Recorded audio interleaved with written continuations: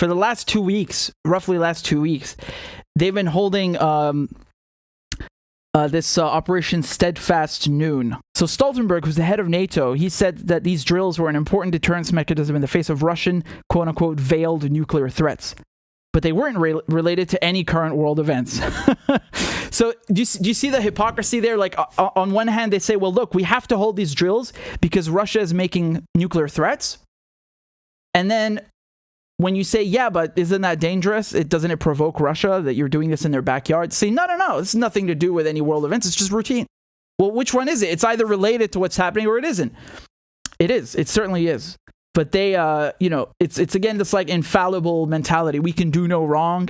Russia's provocative. We are peaceful. Russia's aggressive. We are defensive. It's always the same shit, right? We can do no wrong. So for me, this is much more significant than just having the 101st Airborne Division there, because Europe has always had tens of thousands of American troops stationed there since World War II, and yeah, changing the headquarters of the 101st, fine, yes, it's significant, but these drills are provocation, and they do this all the time. I remember when Trump was about to leave office, like in December 2020, he started like flying nuclear bombers, not over Iran, but like right next to their airspace. Nuclear bombers. They call it a show of force. It's not provocation, it's a show of force. You see again the wording and the language. It's just a drill. It's just an exercise. It's a show of force. And then they make the Russians out to be the aggressive ones. Listen, man, when it comes to nuclear weapons, I never, show me one statement where Putin is saying, we're going to nuke you. He's not saying that. He says, if you use nukes, we'll use them in response, this is normal. Everyone understands this since 1945, right? Since the Cold War, that there's mutually assured destruction. He didn't really need to say it, but he was just kind of, saying that it's not a bluff. Like, don't even think about it, because our weapons are bigger and they're better, and we have more of them than you.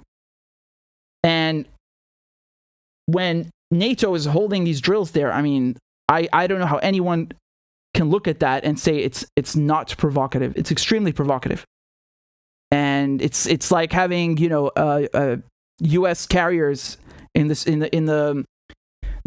Sea of China. This is provocative. Try doing that with the U.S. and see what they do to you. Try going to the Florida Keys, or I don't know, near Hawaii, and hold a nuclear drill with Russia and China, and see what the Americans do. Just see what the Americans do. The Solomon Islands were just contemplating a security partnership with the Chinese, which maybe would result in a Chinese base there. Maybe. And the Americans went bananas. And they sent a delegation there to put the president in his place and all this shit. Just imagine the roles reversed and the reaction. And then you can see what hypocritical bullshit this is. A drill.